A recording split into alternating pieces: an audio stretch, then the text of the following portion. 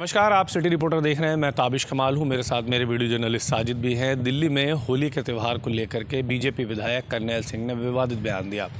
लगातार एक के बाद एक बीजेपी विधायक और मंत्रियों के इस तरह के बयान आ रहे हैं, जिससे होली और जुमे को लेकर के विवाद गहराता जा रहा है। आज दिल्ली से बीजेपी विधायक करनैल सिंह ने कहा कि जिन लोगों को आपत्ति है रंग से, वो घर से बाहर न निकलें। आपको बता दें कि इस बार होली और जुमा एक साथ आ रहा है। ये पवित्र रमज़ान का महीना चल रहा है, जिसमें जुमे की अहमियत कुछ ज़्यादा हो जाती है और इसी वजह से जुमे की नमाज में नमाजियों की तादाद बढ़ जाती है। ऐसे में प्रशासन और शासन की जो जिम्मेदारी है वो भी बढ़ जाती है। हालांकि ये पूरा मामला संभल से लेकर बिहार, उत्तर प्रदेश और अब दिल्ली तक पहुंच गया है। उत्तर प्रदेश में भी इस मामले को लेकर के उत्तर प्रदेश सरकार के कई विधायक और मंत्री अलग अलग तरह से बयान दे रहे हैं। उनका कहना ये है कि जिन लोगों को दिक्कत है रंग से, वो घर से बाहर न निकले या तिरपाल अपने ऊपर ढांक कर जब निकले। हालांकि आज संभल प्रशासन की तरफ से एक प्रेस रिलीज जारी की गई, जिसमें उन्होंने बताया कि संभल में 10 मस्जिदों को ढकने का काम किया जाएगा, जहां से होली का जुलूस निकलेगा। एहतियात के तौर पर दिल्ली में भी कड़ी सुरक्षा व्यवस्था कर दी गई है। दिल्ली पुलिस भी हर गतिविधि पर हर किसी की पैनी नज़र रख रही है। ख़ास तौर से उन इलाकों पर खासी नज़र रखी जा रही है जहाँ पर दिल्ली में पिछली बार दंगे हुए थे। ऐसे में उन लोगों पर ख़ास तौर से ध्यान रखा जा रहा है जिन्होंने दिल्ली का माहौल ख़राब करने की कोशिश की थी। दिल्ली प्रशासन और दिल्ली पुलिस की चुनौती इसलिए बढ़ गई है क्योंकि दिल्ली में विधायक करनैल सिंह ने इस तरह का बयान दिया है और जब से दिल्ली में राजनीतिक हवा गर्म हो चुकी है। हालांकि ये बयान बिहार से भी आया है। बिहार में बीजेपी विधायक ने कहा कि जिन लोगों को दिक्कत है वो घर से बाहर ना निकले और घर में ही जुमे की नमाज अदा कर ले। हालांकि मुस्लिम धर्मगुरु लगातार ये अपील कर रहे हैं कि जुमे की नमाज का जो समय है वो 1 घंटा बढ़ा दिया जाए। ऐसे में अब देखना होगा कि शासन और प्रशासन किस तरह की तैयारियों के साथ इस बार जुमे की नमाज और होली के त्यौहार को सफलतापूर्वक कराता है। वीडियो जर्नलिस्ट साजिद के साथ ताबिश कमाल, दिल्ली।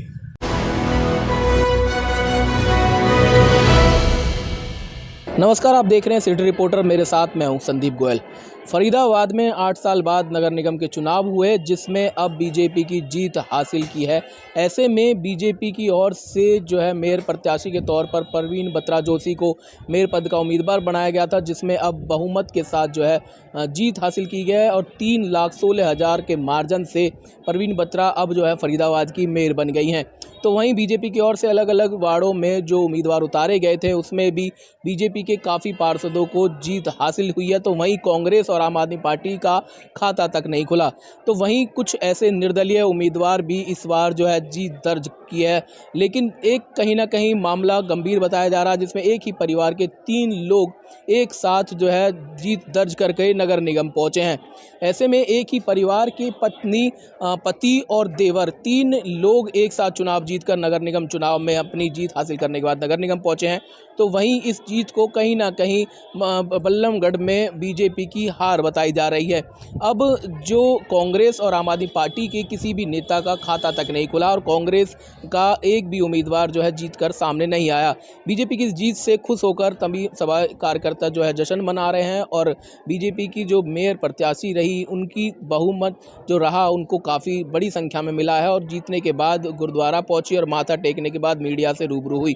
उन्होंने कहा कि पहला लक्ष्य उनका फरीदाबाद को स्वच्छ और सुंदर बनाना है और लोगों ने जो उनको जीत हासिल कराई है उनकी उम्मीदों पर खरा उतरने का काम करेंगी। तो वहीं बीजेपी की अब जो जीत हुई है उससे कहीं ना कहीं बीजेपी कार्यकर्ता गदगद हैं और अब कह रहे हैं कि ट्रिपल इंजन की सरकार हरियाणा में जो चल रही है वो बेहतर काम करेगी।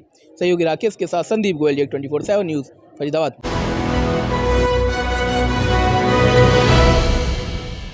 छत्तीसगढ़ विधानसभा बजट सत्र के 12वें दिन सरकार और विपक्ष के बीच में भारत माला परियोजना को लेकर के जमकर के बहस हुई। नेता प्रतिपक्ष चरणदास महंत ने भारत माला परियोजना पर बड़े गड़बड़ी का आरोप लगाया और उन्होंने सीबीआई जांच की मांग की। इसके साथ ही उन्होंने कहा कि इस पूरे परियोजना में बड़े भ्रष्टाचार हुए हैं। उन्होंने आरोप लगाया कि इस पूरे मामले पर अधिकारी, कर्मचारी सहित राजनीतिक के लोग जुड़े हुए हैं और उन्होंने इस पूरे मामले पर जो है सीबीआई जांच की मांग की। वहीं इस पूरे मामले को लेकर के मंत्री ने जवाब देते हुए कहा कि इस पूरे मामले पर जो है आयुक्त से जांच होगी, लेकिन विपक्ष ने आयुक्त से जांच को लेकर के मना किया। उन्होंने सीबीआई जांच पर अड़े रहे और इस बीच जो है उन्होंने विधानसभा से वॉकआउट कर दिया। इस पूरे मामले को लेकर के गर्मा गर्मी रहा। नेता प्रतिपक्ष शरदास महंत का कहना है कि अधिकारी कर्मचारियों को सस्पेंड करते हैं, सस्पेंड करने के बाद फिर वापस आ जाते हैं तो उन्हें जेल भेजना चाहिए और कठोर कार्यवाही करनी चाहिए, ऐसी उन्होंने बात कही। वही इस पूरे मामले पर राजस्व मंत्री ने कहा कि इस पूरे मामले पर जो है लगातार कांग्रेस जो है सीबीआई को 5 साल बैन रखी, अब उनको सीबीआई पर भरोसा क्यों है। इस पूरे मामले को लेकर के सरकार और विपक्ष के बीच गर्मा गर्मी का माहौल चलते रहा। इस पूरे मामले को लेकर के मुख्यमंत्री विष्णुदेव साय ने जो है नेता प्रतिपक्ष और कांग्रेस पर हमला बोला। उन्होंने कहा कि जब कांग्रेस की सरकार थी तो सीबीआई को 5 साल उन्होंने बैन कर दिया और अब क्यों सीबीआई से जांच कराने की मांग कर रहे हैं। कब से जो है सीबीआई पर जो है भरोसा कांग्रेस का आ गया। इसके साथ ही उन्होंने कहा ये कांग्रेस के पास कोई मुद्दा नहीं रहा है। 5 साल उन्होंने खुद भ्रष्टाचार किया और किन मुद्दों पर वो बात करते हैं, जांच की बात करते हैं। हालांकि इस पूरे मामले को लेकर के सरकार और सत्ता के बीच जो है लगातार बहस जारी रहा। हालांकि इस पूरे मामले पर जो है आयुक्त से जांच कराने की इस पूरे मामले पर बात कही और इस पूरे मामले पर कई अधिकारी अभी जो है भारतमाला प्रोजेक्ट को लेकर के जो है उन्हें बर्खास्त कर दिया। अब देखना यह होगा इस आयुक्त के जांच के गठित के बाद क्या मामले निकल करके सामने आते हैं और ये देखने वाली बात होगी कि इसमें कौन नेता और कौन बड़े अधिकारी मिले हुए हैं। ये तो देखने वाली बात होगी और सामने आने वाली बात होगी। कैमरामैन पिंटू देवांगन के साथ शंभू राय, JK24 न्यूज, रायपुर। नमस्कार दोस्तों, स्वागत है आपका हमारे विशेष प्रोग्राम सिटी रिपोर्टर में और मैं देहरादून से धीरेन्द्र प्रताप सिंह आपके सामने हाजिर हूँ बड़ी खबर लेकर के। उत्तराखंड की राजनीतिक फिजाओं में इसमें बेहद गर्म हवा चल रही है। जी हाँ, इसमें उत्तराखंड की सियासत में बीजेपी के प्रदेश अध्यक्ष महेंद्र भट्ट को लेकर के तरह तरह के वीडियो और खबरें वायरल हो रही हैं। ताज़ा मामले में उनके एक विरोधी ने उनके पुतले को पटाखों से उड़ा दिया। पटाखों से पुतला उड़ाने की ये उत्तराखंड की पहली घटना है। हालांकि जिन लोगों ने ये कृत्य किया वो इसे महेंद्र भट्ट के विरोध का प्रतीक बता रहे हैं, लेकिन इस कृत्य की उत्तराखंड के सभी राजनीतिक दलों ने तीखी भर्त्सना की है। जहां बीजेपी ने प्रेस रिलीज जारी किया, बयान जारी किया और कहा कि इस तरह का कृत्य आपराधिक कृत्य है। किसी के पुतले को इस तरह से जलाने का मामला भी ये पहला है और ये बताता है कि इस तरह के लोग राजनीतिक विरोध के नाम पे एक तरह का अपराध कर रहे हैं। इससे न केवल राजनीति की परंपरा टूट रही है, बल्कि इससे राजनीतिक क्षेत्र में काम कर रहे लोगों की सुरक्षा पर भी गंभीर खतरा उत्पन्न हो सकता है। बीजेपी के मीडिया प्रभारी मनबीर चौहान ने कहा है कि यह आपराधिक कृत्य है और इसको करने वाले लोगों को शासन प्रशासन इनके खिलाफ सख्त कार्रवाई करे। इस पर बयान देते हुए कांग्रेस के प्रदेश अध्यक्ष करण महरा ने भी इस तरह की चीज़ों को गलत बताया है और कहा है कि विरोध की एक सीमा होती है, यह तरीका विरोध का कभी नहीं हो सकता है। इससे न केवल हिंसा बढ़ेगी, लोगों के मन में विभाजन पैदा होगा, बल्कि राजनीतिक जगत के लोगों की सुरक्षा पर भी गंभीर खतरा होगा। इस तरह के कृत्य से अपराधी भी प्रेरित हो सकते हैं और वो बड़ा अपराध भी कर सकते हैं। अन्य राजनीतिक दलों ने भी इस कृत्य की गहरी कड़ी आलोचना की है और कहा है कि ऐसे कृत्य को कभी भी बढ़ावा नहीं दिया जा सकता और इस तरह का कृत्य करने वाले लोगों के खिलाफ सरकार को, पुलिस प्रशासन को सख्त से सख्त कार्रवाई करनी चाहिए। कैमरा सहयोगी वीरेंद्र थपलियाल के साथ JK24/7 के लिए देहरादून से धीरेन्द्र प्रताप सिंह।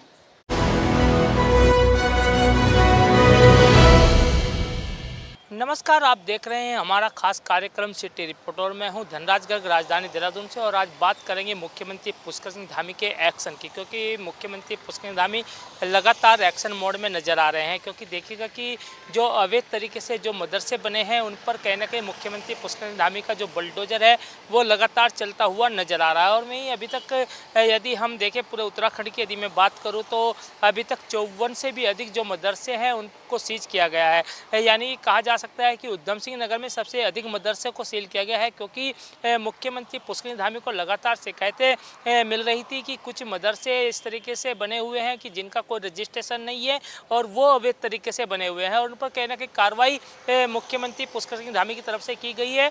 और तमाम ऐसे जो मदरसे कि जो अवैध तरीके से बने हुए हैं, जिनका पंजीकरण नहीं है, उन पर कहीं ना कहीं मुख्यमंत्री पुष्कर सिंह धामी कार्रवाई करते हुए नज़र आ रहे हैं। और इतना ही नहीं, जो बच्चे उन मदरसों में पढ़ रहे हैं उनके पढ़ने की व्यवस्था भी कहीं ना कहीं शिक्षा विभाग को सौंपी गई है कि उनको आगे पढ़ाने की व्यवस्था शिक्षा विभाग करेगा। यानी कि जो मान्यता प्राप्त स्कूल हैं उनमें उनका दाखिला कराएगा, ताकि उनकी जो कहा जाए कि जो बच्चे हैं उनकी पढ़ाई पर कोई प्रभाव ना पड़े, इसलिए ऐसा कदम मुख्यमंत्री पुष्कर सिंह धामी की तरफ से उठाया गया है। और वह देखिएगा कि आगे भी मुख्यमंत्री पुष्कर सिंह धामी की तरफ से कहा गया है कि यदि इस तरह के कोई भी मदरसे हों तो वो सीधा मुख्यमंत्री पुष्कर सिंह धामी से शिकायत कर सकते हैं और उसकी जांच कराई जाएगी और उस पर भी इसी तरीके से कार्रवाई होती हुई नजर आएगी। कैमरामैन वीरेंद्र थपलियाल के साथ धनराज गर्ग, JK 24/7 न्यूज़, देहरादून।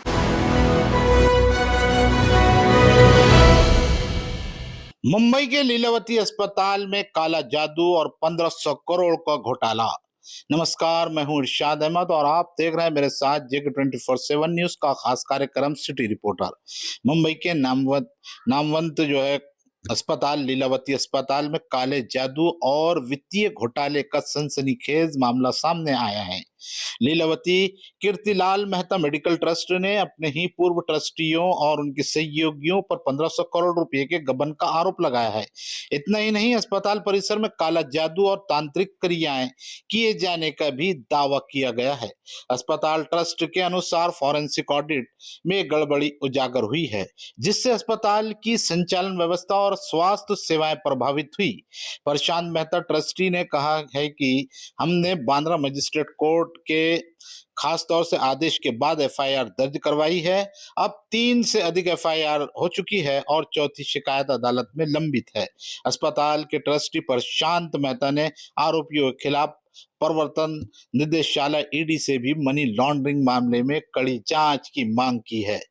इस मामले ने न सिर्फ मुंबई के मेडिकल सेक्टर में हलचल मचा दी है, बल्कि अस्पताल के मरीज और उनके परिजनों भी इस खुलासे के बाद चिंता में हैं। अब सवाल उठता है कि क्या मुंबई के इस नामी अस्पताल में हो रही गड़बड़ियों का सच सामने आ पाएगा? क्या गबन के आरोपियों को सजा मिलेगी? ये तो आने वाला जो है समय में पता चलेगा। कैमरा पर्सन बाकिर अंसारी के साथ मैं इरशाद अहमद, JK 24/7 न्यूज, मुंबई।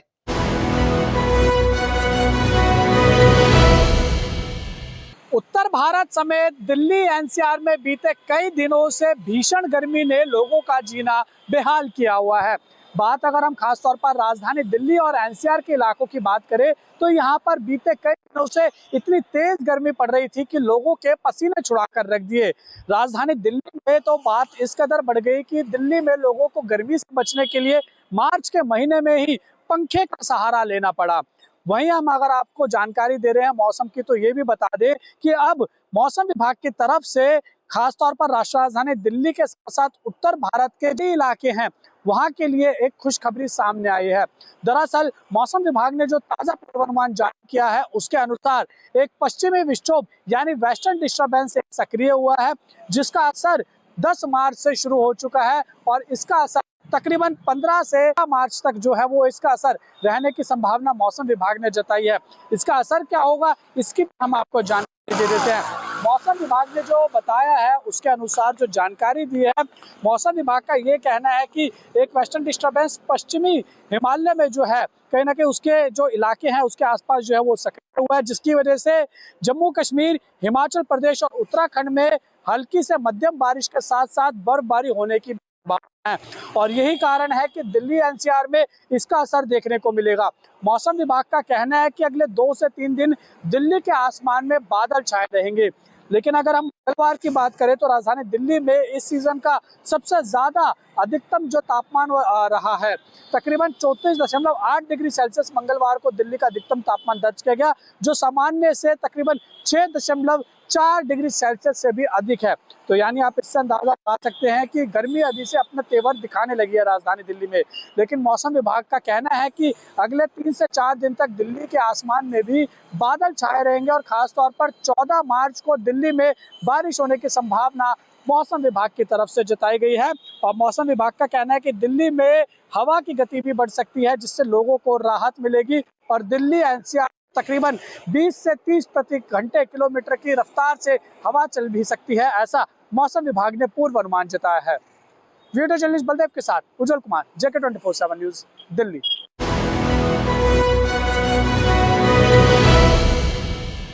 होली के पर्व को देखते हुए कहीं ना कहीं पुलिस मुख्यालय की तरफ से विशेष निर्देश हैं और उन निर्देशों का कितना अनुपालन हो पा रहा है इसकी खुद मॉनिटरिंग खुद नोडल अफसर कर रहे हैं। तो एहतियात के तौर पे कहीं ना कहीं जिस तरह से पर्व जो भी पड़ते हैं वो कहीं ना कहीं पुलिस और प्रशासन के लिए चुनौती ज़रूर होते हैं। उन चुनौतियों से निपटने के लिए जो कार्य योजना है वो बनाई जाती है और शायद यही वजह है कि पुलिस मुख्यालय से विशेष कार्य योजना बनाकर हर एक गतिविधियों पर मॉनिटरिंग की जा रही है। बाकायदा इसके लिए सोशल मीडिया टीम से लेकर तमाम पुलिस के अधिकारी इसकी निगरानी करेंगे। तो समझा जा सकता है कि किस तरह से लगातार कहीं ना कहीं धर्मगुरु और तमाम जो होली स्थान हैं या जहां पर होलिका दहन होना है उन स्थानों का चिन्हीकरण कर लिया गया है और हर एक जहां पर होलिका दहन होना है कहीं ना कहीं पुलिस के निगरानी में मॉनिटरिंग में होगा। तो समझा जा सकता है कि सांप्रदायिक सौहार्द ना बिगड़े, इसके दृष्टिगत पुलिस के जो अधिकारी हैं और प्रशासनिक अफसर लगातार कार्य योजना बनाकर कहीं ना कहीं जो त्यौहार है उसमें कोई समस्या ना हो, इस बात को लेकर पूरी तरह से जो भी मानक हैं वो स्थापित कर दिए गए हैं। कैमरामैन किशन के साथ उमेश मिश्रा, JK24/7 लखनऊ।